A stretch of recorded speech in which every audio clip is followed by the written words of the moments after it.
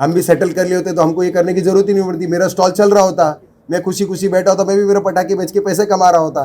जो इलीगल कार्य हुआ है उस पर लीगली एक्शन होना चाहिए। जैसे इनका बोलना है मेरे पे एक्शन लिया, तो अब मैं भी उनके ऊपर एक्शन लेने निकला हूँ। नमस्कार, मैं सचिन दुबे, आप सभी दर्शकों का इंडियन सिटीजन टीवी में स्वागत है। दिवाली के दिनों में मीरा भाईंदर शहर में सैकड़ों पटाखे की दुकान लगाई गई थी। कुछ दुकानों पर मनपा के अधिकारियों द्वारा और अग्निशमन दल के द्वारा तोड़ा कार्रवाई भी की गई और मनपा के अधिकारी, अग्निशमन दल के अधिकारियों ने वाहवाही भी लूटी। लेकिन एक जो दुकान है उस पर तोड़ा कार्रवाई के बाद काफ़ी जो मामला है वो तूल पकड़ रहा है। और ये जो स्टॉल था वो एडवोकेट तरुण शर्मा का, जो कि मीरा भाईंदर शहर के पूर्व विधायक नरेंद्र मेहता के करीबी माने जाते हैं। उनका ऐसा आरोप है कि मनपा आयुक्त ने और अग्निशमन दल ने व्यक्तिगत दुश्मनी के चलते उनके स्टॉल को तोड़ दिया है। सर मेरे तो ये बाकायदा चिल्ला के कहूंगा कि ये एक पर्सनल इशू था, क्योंकि वहाँ पे मेरे क्लाइंट थे जो 24 तारीख को उस स्टॉल पे मौजूद थे, क्योंकि मैं दूसरे स्टॉल पे मौजूद था। तो 24 तारीख को उस स्टॉल पे मौजूद थे।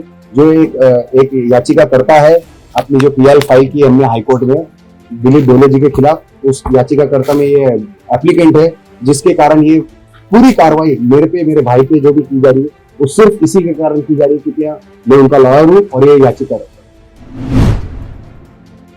एडवोकेट तरुण शर्मा के जो क्लाइंट है सेल्वन, उन्होंने 1 साल पहले मनपा आयुक्त के ऊपर पीआईएल दाखिल किया था और पीआईएल में उन्होंने लिखा था कि आईएएस रैंक का जो अधिकारी होता है वो आयुक्त की कुर्सी पर बैठता है, लेकिन मनपा आयुक्त दिलीप ढोले आईएएस रैंक के अधिकारी नहीं है, जिसके बाद से है दोनों ही लोगों में व्यक्तिगत जो है रंजिश चल रही थी। ऐसा आरोप तरुण शर्मा लगा रहे। सर ये पीआईएल हमने इसलिए फाइल किया है कि non IAS who has been not permitted as per the law, he is not an IAS officer.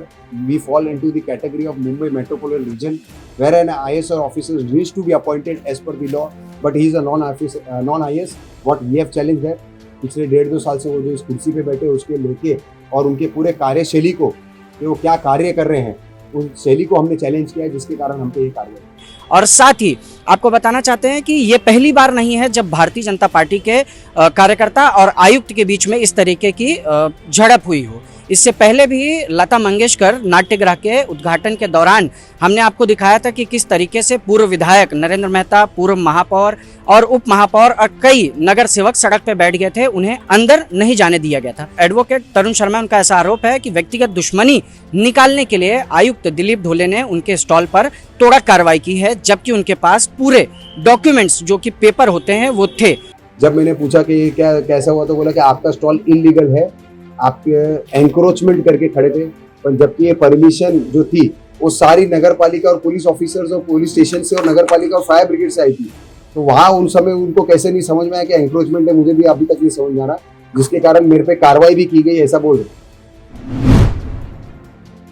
उसके बावजूद भी उनके स्टॉल पर तोड़ा कार्रवाई की गई। इस पूरे मामले पर हमने एडवोकेट तरुण शर्मा और सेल्वन उनसे बात की है। उनका इस पूरे मामले पर क्या कहना है, आइए आपको दिखाते हैं। जिस प्रकार से जो मीरा भाईंदर नगर पालिका की परवानगी लेके पटाखे स्टॉल लगाने का परवानगी दी गई थी, उसी प्रकार से मैंने मेरे 4 स्टॉल की परमिशन ली थी। उनमें से एक स्टॉल मेरे मित्र का था जो स्वामी सोमत के नाम से मौजूद था इंद्रलोक नाके पे।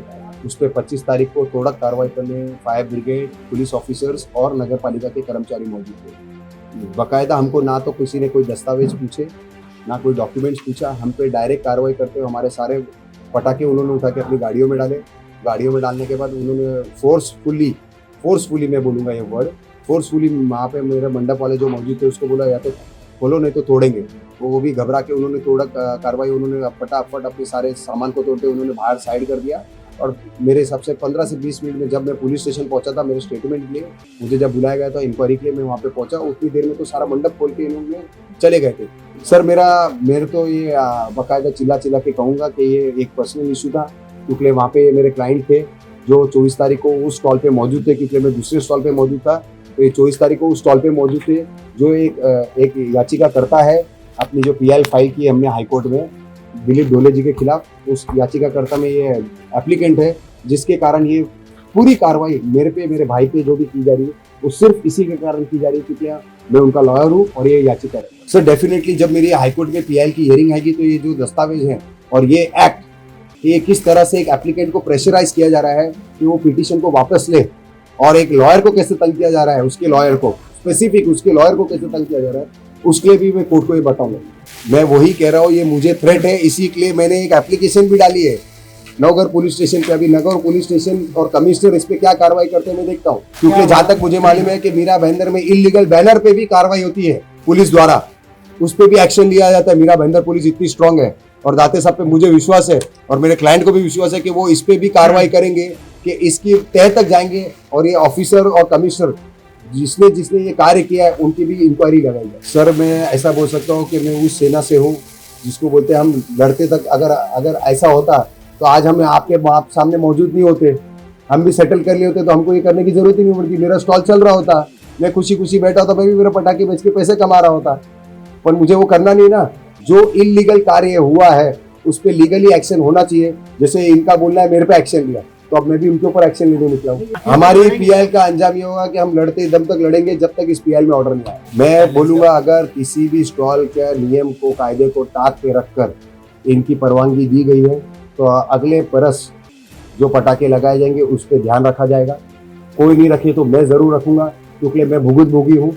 मेरे साथ आज ये हुआ है कि मेरी परमिशन होने के बाद भी तोड़ा गया है, तो मैं भी ये देखूंगा कि अगले साल कोई भी इलीगल स्टॉल चाहे रोड हो चाहे फुटपाथ हो उस पर ना लगे, और सारे नियम कायदे जो सुप्रीम कोर्ट और हाई कोर्ट के उसका पालन किया जाए। सर बीएमसी पहले तो जैसे अगर आपका ओपन प्लॉट है तो उसकी एनओसी लगती है हमको, एनओसी लगने के बाद उसका 7/12 लगता है, 7/12 लगने के बाद उसके बाद हमको एप्लीकेशन करनी पड़ती है नगर पालिका की एप्लीकेशन के बाद आपको मंडप की परमिशन लेनी पड़ती है, आरटीओ की परमिशन लेनी पड़ती है, फायर ब्रिगेड की परमिशन लेनी पड़ती है कि वहाँ पे आजू बाजू कोई फायर लगने की संभावना है कि नहीं। उसके बाद आप मंडप भी आपको स्टील पतड़े का लगाना पड़ता है, कोई कपड़े का मंडप, वहाँ पे कपड़े का यूज नहीं होना चाहिए, इतना तक ध्यान रखना चाहिए। और हर एक स्टॉल के बाद 3 फुट का डिफरेंस होना बहुत कंपल्सरी है। मुझे भी कुछ समझ में नहीं आ रहा है। एक्चुअली वो मैं जिनका स्टॉल था वो दोनों मेरे मित्र थे, तो मैं ऐसे ही जब दिवाली है तो बाहर निकला हुआ था, तो देखा तो मेरे मित्र के दुकान में, तो मैं जाके थोड़ा देर खड़ा हो गया था, और उस स्टॉल से मेरा कुछ लेना देना नहीं था।